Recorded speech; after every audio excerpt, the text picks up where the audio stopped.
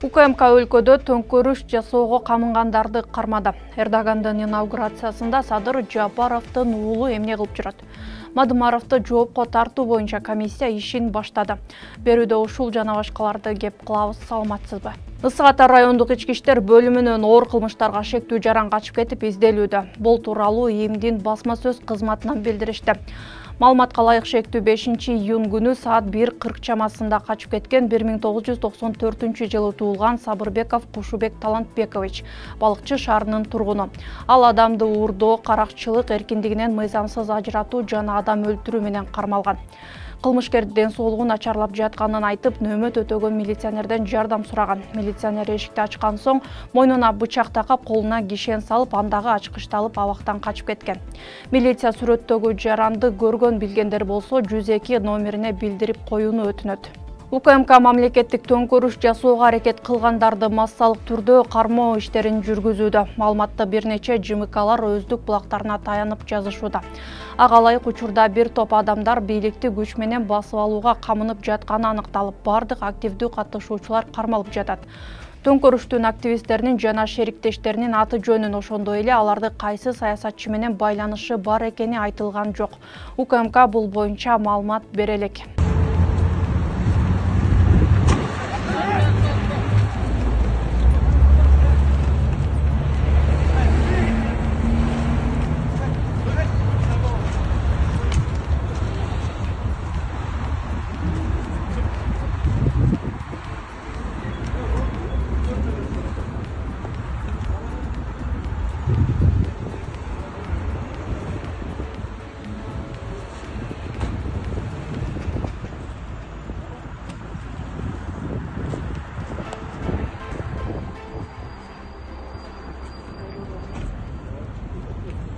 УКМК Ноокат районундагы кадастр мамлекеттик мекемесинин жооптуу кызматкерлерин пара менен кармады. Маалыматка ылайык, Ноокат районунун 2 айыл аймагынан жалпысынан 65 гектардан ашык жер мыйзамсыз берилгени аныкталган.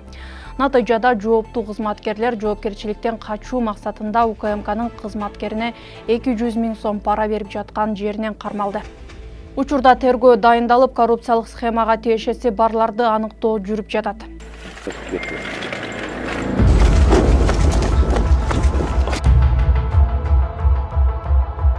Уважаемый, на камеру представьте, пожалуйста, кто вы? Кадастр мамлекеттик мекемесинин жерге жайгаштыруу бөлүмүнүн башчысы. Кадастр мамлекеттик мекемесинин катында.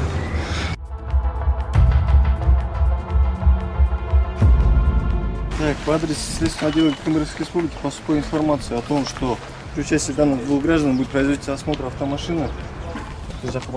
Между сидениями переднего сиденья установлены денежные средства.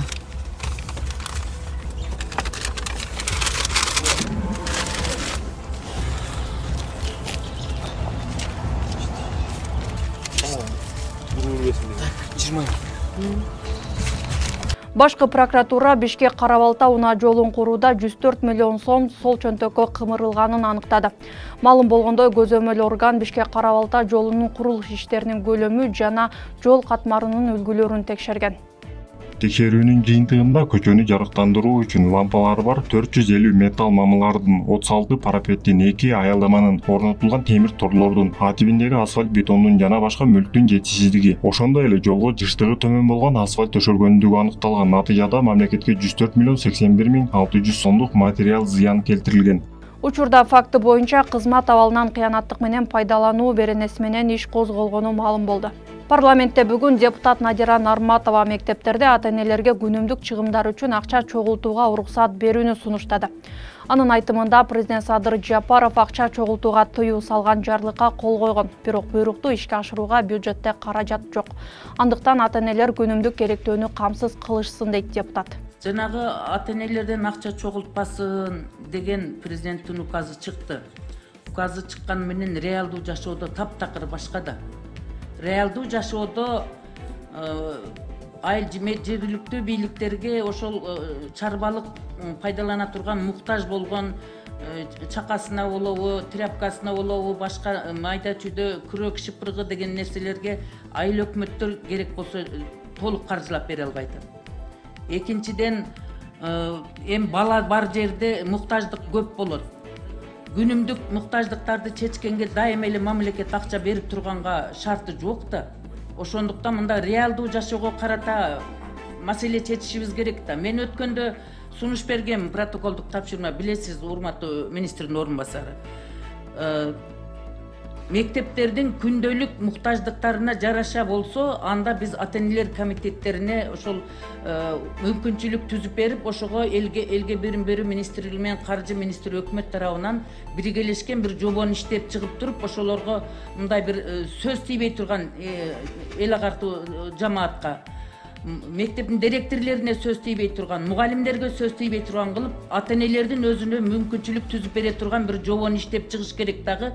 Күндөлүк каржылай турган анча-мынча муктаждарга ата-энелердин өзүнө укук берип, өздөрү чогултуп, өздөрү көзөмөлдөп, мугалимдерди аралаштырбай, балдардын билим алуу, сапаттуу билим алуусуна шарт түзгөнгө мүмкүнчүлүк түзүп бериш керек. Бул эч кандай зыяны да болбойт, мыйзам бузуучулук да болбойт. Аны силер топтолбосун, чогулбасын десеңер да баары бир топтолот. Баары бир чогулат. Мен мисалы үчүн мектептин директору да болуп иштегенмин. Ошол элге билим берүү тармагын жетектеп, мамлекеттик жетекчи кызматтарда иштегенмин. Аны эч кандай токтотууга мүмкүн эмес. Себеби балдардын өзүнүн муктаждыгы жаралып калат. Ал эми жогорку кеңештин дагы бир комитетинде депутат Айыл чарба министринин жаңы шайланган орун басары Айнура Туйбаеванын кийимин сындады. Айнура Абдрасуловна, биринчиден сизди куттуктайм. Ушул орунга келишиңиз менен, эми сиз ошо ишмердүүлүгүңүзгө ийгилик, ушул жерди тартып кетесиз деген үмүттөбүз. Бирок могу жерде мен президенттин өкүлүнө Аманкан Батырбек сизге айтып коет элем да. Мамлекеттик кызматкерлер жөнүндө бир нече жоболор бар да. Эми бул айым бизде министрдин орун басары. Ошо бизде түшүнүк бар да. Дресс-код деген, башка деген. Президенттин өкүлү. Карап койсоңор. Айым бул жерде могу Айнура Абдрасуловна доклад берип келип атат. Кийим кечеси, башкасы, могу дресс-код дегенденчи. Бул жогорку кеңеш. Эртең анан кийим ондай темпине да шорточан келип албак болот башкаларга мындай айтып койсоңуз. Эмгисинде кийим кечени карап койгула. Сиз Арча медиа редакциясынын жаңылыктар чыгарылышын көрүп жатасыз. Биздин YouTube каналыбызга катталыңыз. Бизди Next TV телеканалынан көрүп жаткан болсоңуз, экрандагы QR код аркылуу катталсаңыз болот. Ал үчүн телефонуңуздун камерасын экрандагы белгиге сканерлеп, көрсөтүлгөн шилтеме аркылуу катталуу баскычын басыңыз. Чыгарылышка лайк басып, пикириңизди калтырып бөлүшүңүз. Бул менен сиз объективдүү маалыматтарды жайылтууга көмөктөшкөн болосуз. Ал арада жогорку кеңештин депутаты Адахан Мадумаровду кылмыш жоопкерчилигине тартууга макулдук берүү боюнча түзүлгөн депутаттык комиссиянын биринчи жыйыны өтүп, анын төрагасы шайланды. Ага Ыйман Нуру фракциясынын депутаты Динара Ашимова дайындалды. Депутат комиссия мүчөлөрү башкы прокурордун кылмыш иши боюнча бир нече беттен турган баяндамасын алганын, бирок аны окуп чыгууга үлгүрө электигин билдирди. Эске салсак, өткөн аптада башкы прокурор Курманкул Зулушов Бүтүн Кыргызстан фракциясынын лидери депутат Адахан Мадумаровду жоопкерчиликке тартууга уруксат сурап парламентке кайрылган. Бүгүн Бишкектин вице-мэри Нурдан Орунтаев Манас Чыңгыз Айтматов проспектиси менен Жусуп Абдрахманов Байтик Батыр көчөлөрүндө иш алып барган ишкерлер менен жолукмак. Бирок ага 10 гана адам келип, көпчүлүгү келбей койгон. Малым болгондо жыйында көчө боюндагы көрнөк жарнактардын бирдиктүү дизайны жана башкалар талкууланмак. Натыйжада мэрия ишкерлерди 6-июнда кайрадан жыйналышка чакырды. Эскерте кетсек, вице-мэр Нурдан Орунтаев шаарды иретке келтирүү максатында бир нече мекемелерде көрнөк жарнактарды буздуртуп, коомчулуктун сынында калган. Ал эми Батуми кафесинин түрттүрүлүшү боюнча Орунтаевга кылмыш иши козголгон. Темага кошумчалай кетсем, мэрия шаардыктарды ичүүчү сууну үнөмдөөгө чакырды. Идиш жууп жатканда жана тишиңизди жууп жатканда кранды өчүргүлө дейт кала башкармалыгы. Ал эми вице-мэр Жыргалбек Шамралиев ичүүчү сууну ашыкча керектегендерге кошумча жогорулатылган тарифти киргизүү пландалып жатканын билдирди. Ага ылайык, эгер сууну көп коротсоң, ошого жараша көбүрөөк төлөөгө туура келет.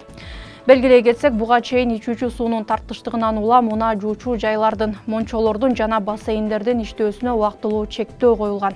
Социалдык тармактын колдонуучулары Түркиянын жаңы шайланган башчысы Режеп Тайип Эрдогандын инаугурациясында жүргөн президенттин уулу Рустам Жапаровдун сүрөтү менен бөлүшүп талкууга алып жатышат.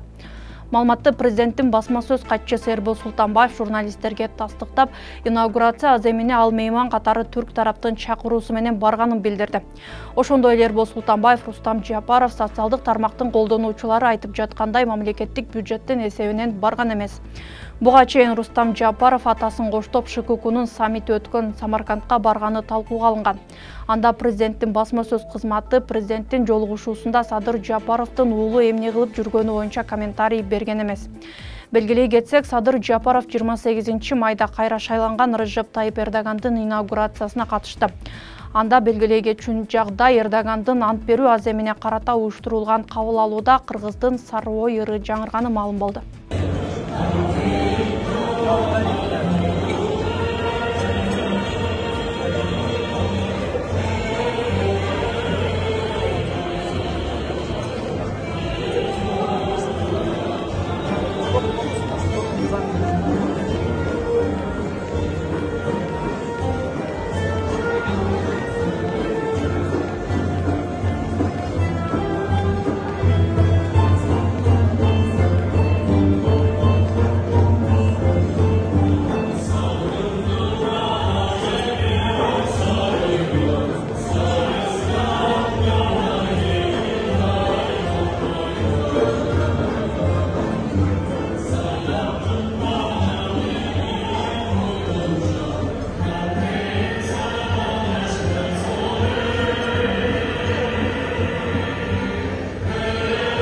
УКМК көп сандаган вебкам студиялардын тармагын уюштурган улуттар аралык кылмыштуу топтун ишмердүүлүгүнө бөгөт койду.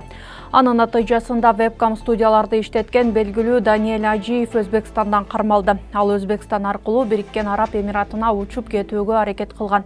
УКМКнын маалыматы боюнча Ажиевдин вебкам студияларында 300гө жакын адам иштеген. Ошондой эле ал өзүнүн ишмердүүлүгүн чет өлкөлөрдө дагы жүргүзүп келгени аныкталды.